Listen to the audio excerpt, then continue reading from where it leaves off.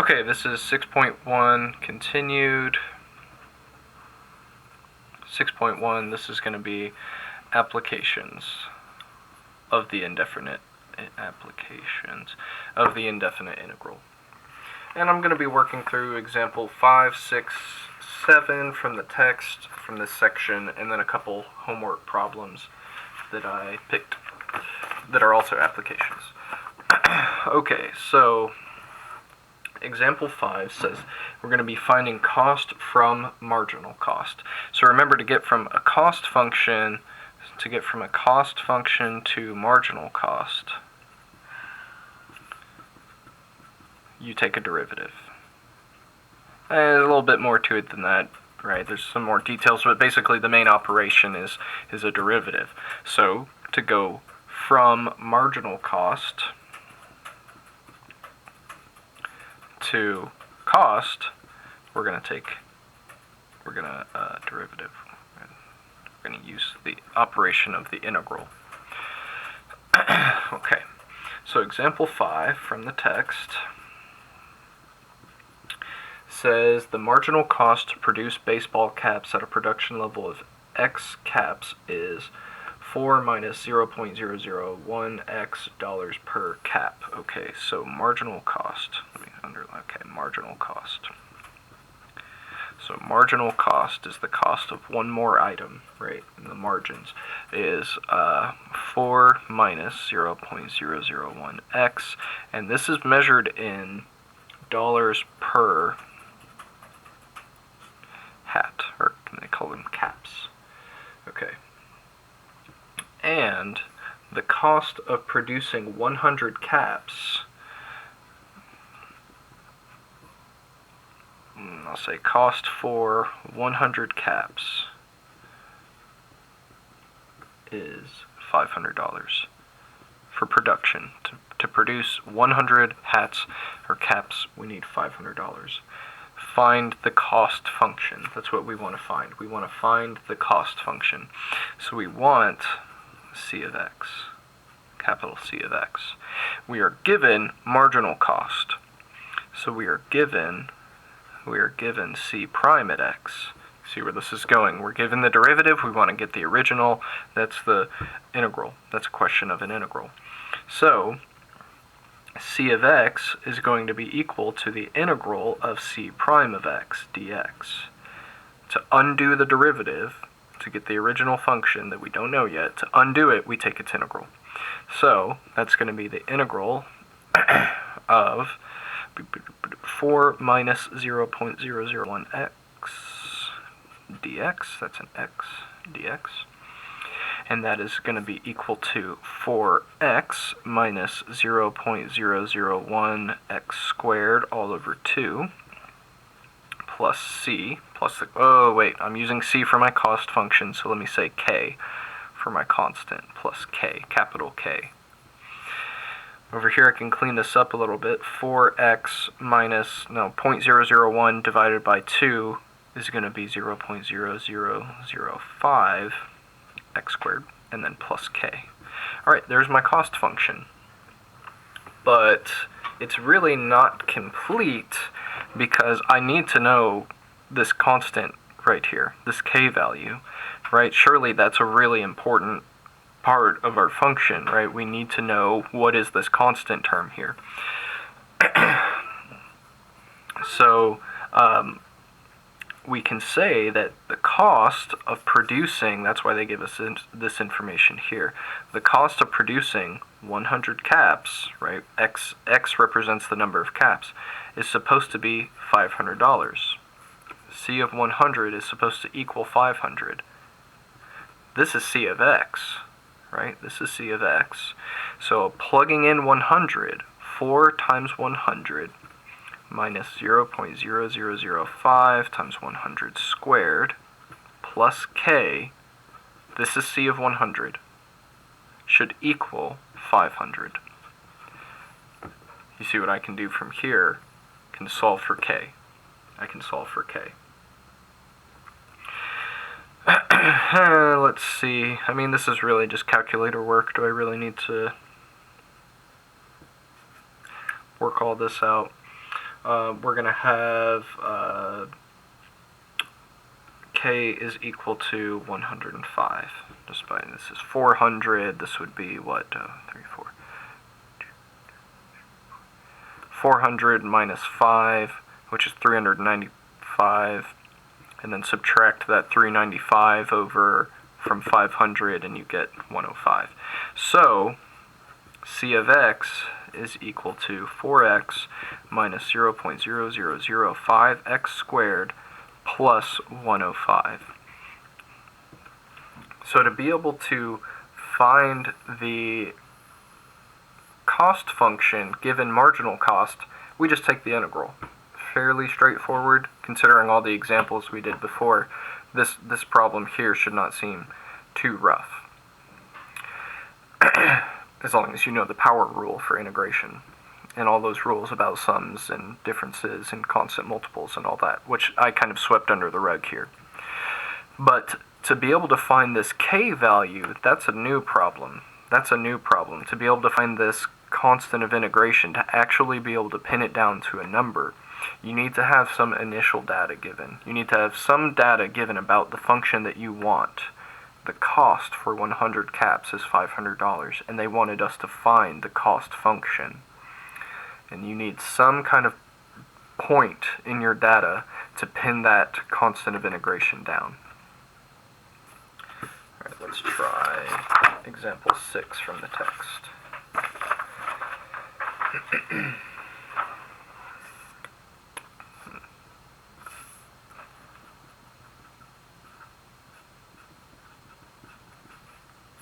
Example 6 says we're getting total sales from annual sales. Total sales from annual sales.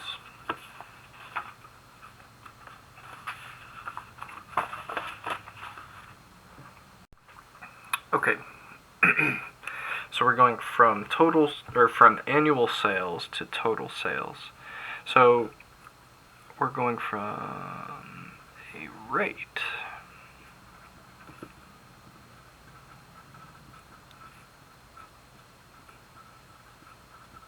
annual sales is a rate of sales per year, and total sales is just the total number of sales, is a number of sales. It's not a rate, it's just the number of sales. And we're going from a rate to just the number of sales. The opposite direction, going from total number of sales to some rate of sales, would be the operation of a derivative, right? We maybe haven't said it this way before, but going from total sales, so some number of sales, some function that models the number of sales, and I want to know the rate at one instant, that's a derivative, right? That's like a slope of a tangent line. So from total sales to some rate of sales, like annual sales, whatever the rate might be, in this case it's per year, it's an annual sale, we're going to take a derivative. So to go from annual sales, to go backwards, to total sales, we'll use the integral. Okay, so they tell us that by the start of 2008, Apple had sold a total of 3.5 million iPhones. From the start of 2008 through the end of 2014, sales of iPhones were approximately S of t equals 1.5 t squared plus 20t plus 0.25 million iPhones per year. And here t is bounded between 0 and 6. Where t is measured in years. And since the start of 2008. I'll go ahead and write that down. Say since 2008, the beginning of 2008. Okay. they want us to find an expression for the total sales of iPhones up to time t. Well, we're given annual sales per year. We want to get to total sales, so we'll use the integral. So I'll say capital S of t, that's a capital S, is equal to the integral of little s of t dt. See, I'm using dt here because it's a function of t. So I'm getting integral of 1.5 t squared plus 20t plus 0.25 dt. And then using the power rule for integration, I will get 1.5 t cubed over 3 plus 20t squared all over 2 plus 0.25 t, and then plus c for my constant of integration. I can clean this up a little bit to 0.5 t cubed plus 10t squared plus 0.25 t plus c. Okay. There's my total sales function, but I don't have it completely yet because I still need to know this constant of integration. But they told us in the problem that by the start of 2008,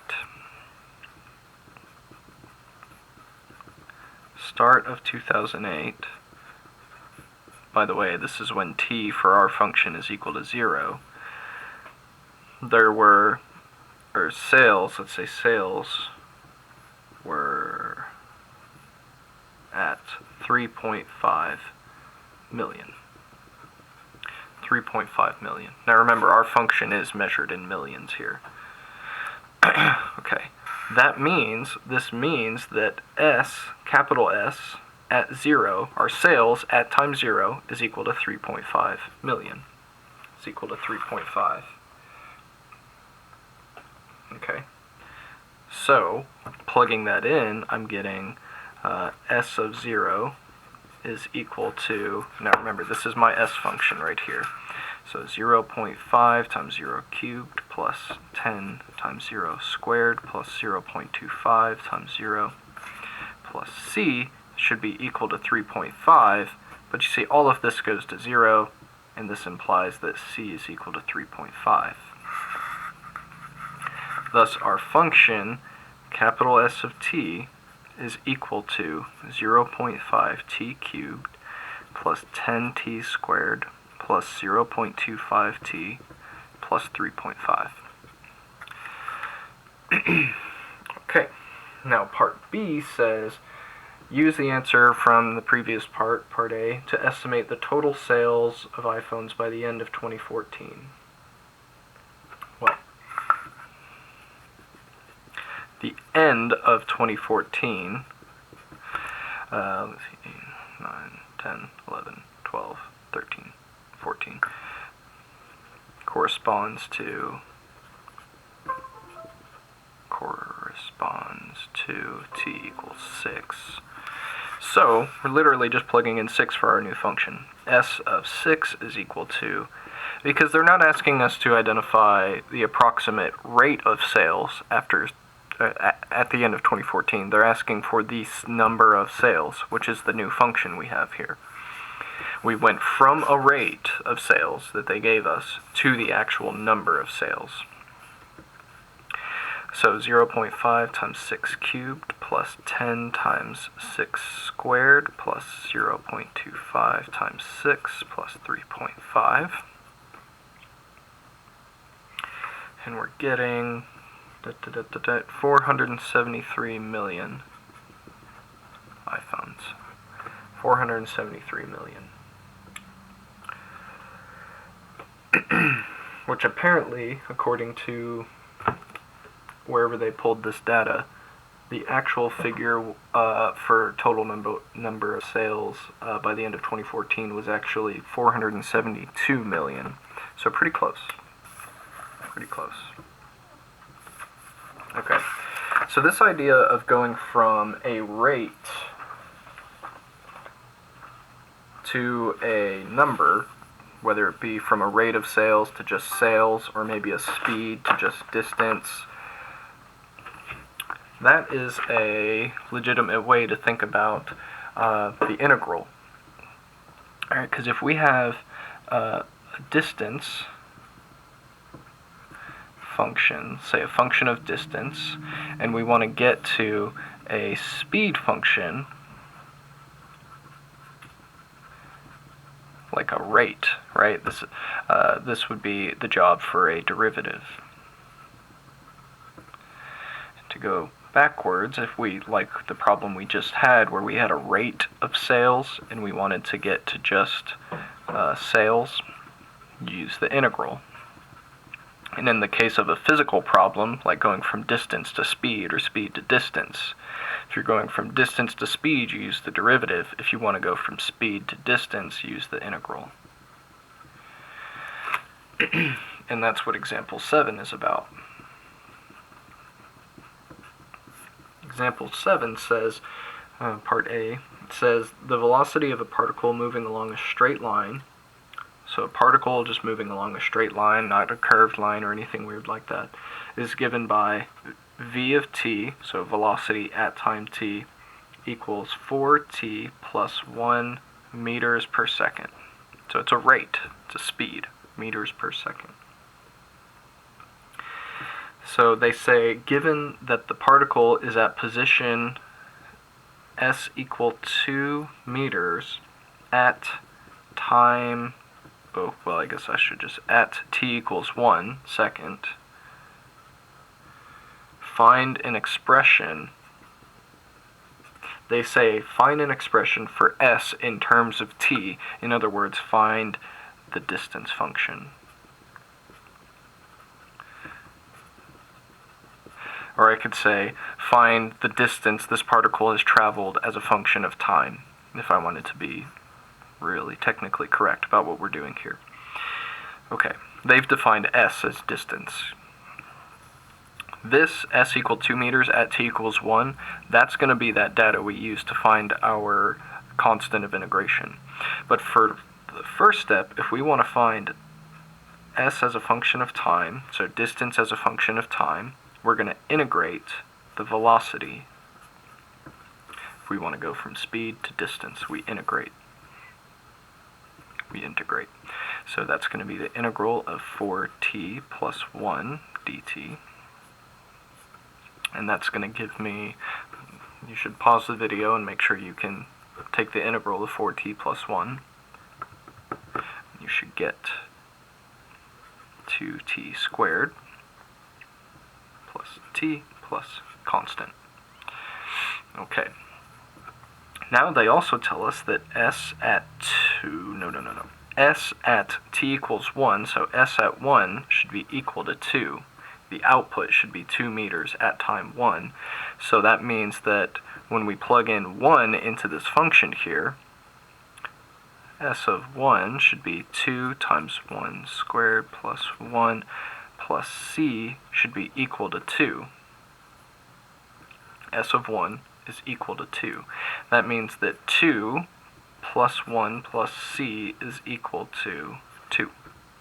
And that implies, so there's the 2 right here. 1 squared is just 1, so 2 plus 1 plus c equals 2.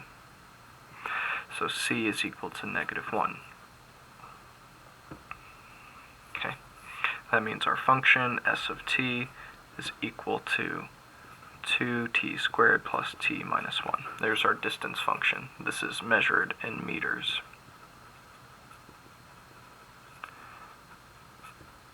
S is measured in meters, because it's a distance function.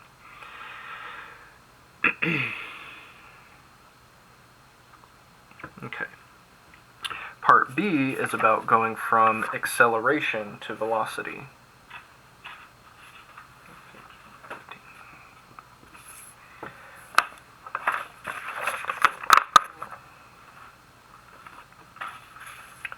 Part B, for example, 7, says, for a freely falling body experiencing no air resistance and 0 initial velocity, find an expression for the velocity in terms of t.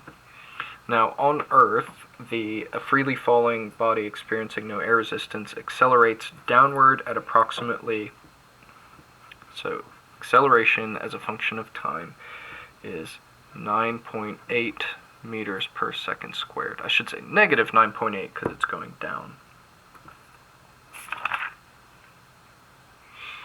So if we want to go from acceleration to velocity, we're going to integrate. So here's a picture. How about this? I'll draw it down here. Distance, speed, and acceleration. You want to go here, use the derivative.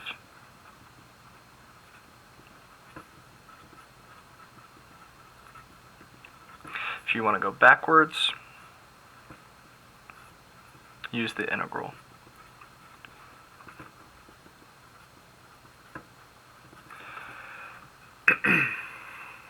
So the problem we just did was going from, for part A, was going from velocity to distance. Now we're going from acceleration to velocity.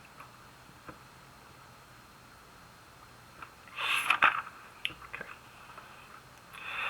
But our acceleration function is just a constant, so v of t for velocity is equal to the integral of acceleration. So I've got acceleration, so I integrate acceleration to get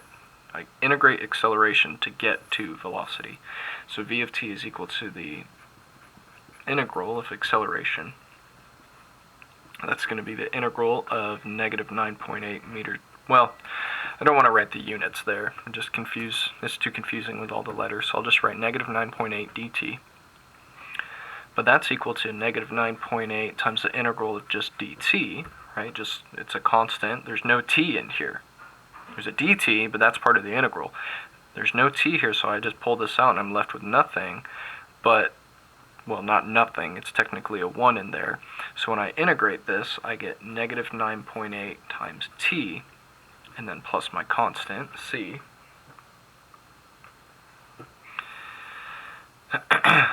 Plus my constant, which is c. And how do I figure c out?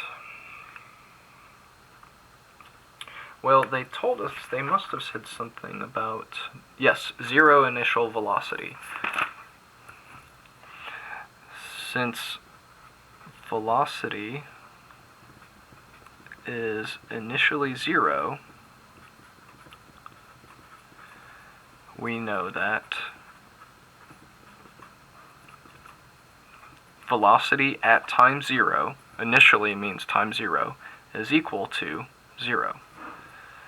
So, what does that mean for c? Well, v of 0 is equal to negative 9.8 times 0 plus c, and that's supposed to be equal to an output of 0. V at 0 gives 0, but what happens here? This goes away, so c must be 0. C is 0. So v of t is just negative 9.8 t, and by the way, this is measured in meters per second. I could just say, or meters per second, just s for seconds.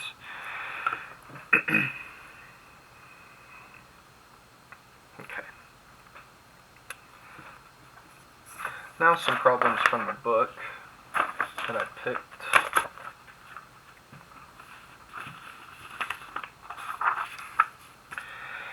Let's see, what did I pick here? Numbers 57 and 47.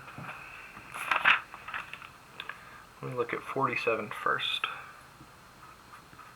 This is from the text.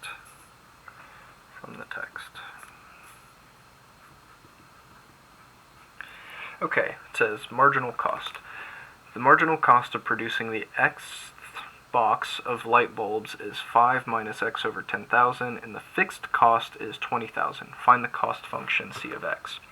So we're given c prime of x is equal to 5 minus x over 10,000. We're also given that the cost, now fixed cost means that at producing 0 light bulbs, or whatever this is, the fixed cost, just to get this business off the ground is 20,000.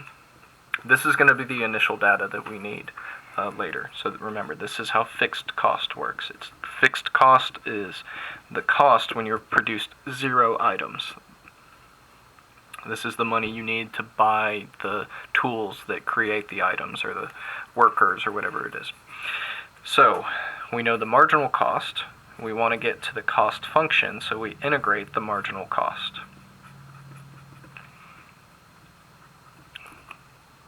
Integrate the marginal cost, so integral of 5 minus x over 10,000. Now that looks kind of scary, but that's just a constant. That's just 1 over 10,000. So if I pulled this integral all apart, I could say 5, this is just a 5, so 5 dx, 5 integral dx, minus 1 over 10,000 integral of x dx.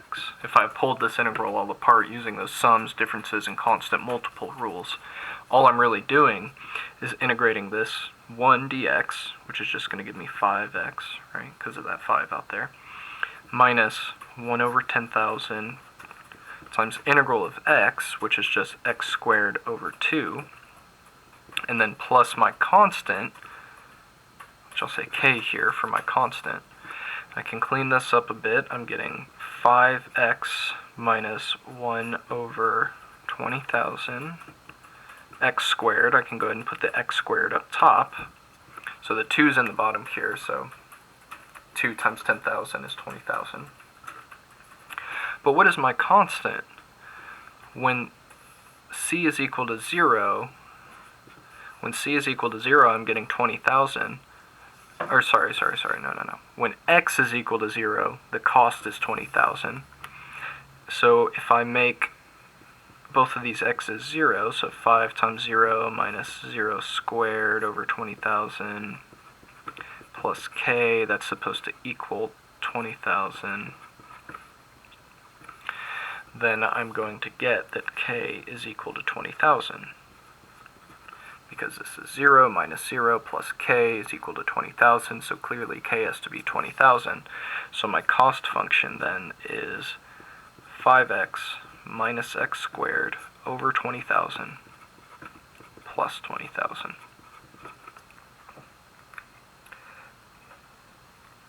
Alright, number 57, last problem here.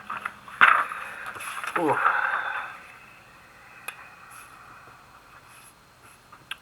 57. Healthcare spending in the 1990s in the U.S. It says to write h of t for the amount spent in the U.S. on healthcare in year t, where t is measured in years since 1990. The rate of increase of h of t was approximately $65 billion per year in 1990 and rose to $100 billion per year in 2000. Okay, let me write that down. The rate of increase, by the way, this is from the text, of h of t was 65 billion to 100 billion in 10 years. So I can write that as,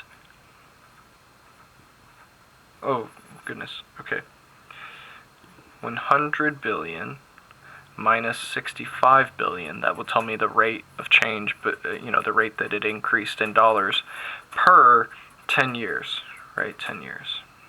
And this is measured in billions of dollars. So the rate is just going to be the amount of money spent divided by the time, which it's 1990 to 2000, so that's a 10-year span. So we're getting, 35 billion so divided by 10, so 3.5 billion per year.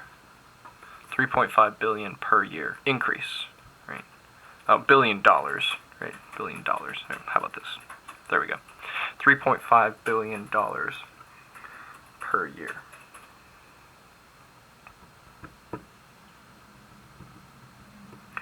Okay. So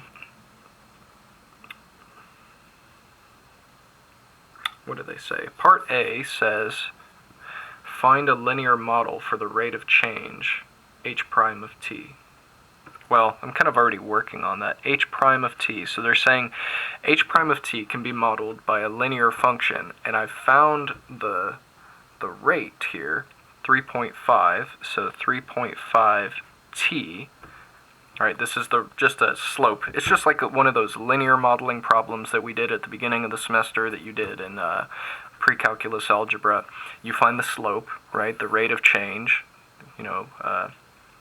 Rate of change in dollars per rate of change in time, and we're getting 3.5, and remember you attach that to your variable here, and then you have plus or minus whatever the starting point is, and that starting point was $65 billion in 1990, because that's where we're starting from. Okay, because we're measuring from 1990. Okay. Now it says, given that 700 billion was spent on healthcare in 1990, find the function h of t. So they do tell us to write this linear model for part A as h prime of t, giving us a big hint that h of t is going to be equal to the integral of h prime of t dt. Because how do you get rid of that derivative? You take the integral. Okay, so they're saying that h of t, just implied here, if we want h of t and we have h prime of t, we need to integrate. So integrating 3.5 t plus 65 dt will give me 3.5 t squared over 2 plus 65 t plus a constant. So I'm almost there, just need that constant. But they say that 700 billion was spent in 1990. That's when time is 0. So I know that h of 0 is equal to 700 billion. But what's going to happen when I plug in 0 for these? And it's supposed to equal 700. C is going to be 700. C is 700. You can work that out. You set t equal to 0. So write 0 plus c should be equal to 700, but that implies c is equal to 700. So the function is h of t equals 3.5 over 2 t squared plus 65 t plus 700, and this is billion dollars. Right, because it's not a rate. H prime was a rate of increase. So h of t is measured in billions of dollars.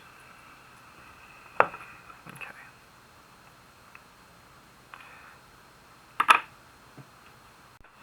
Okay, so that is it for section 6.1.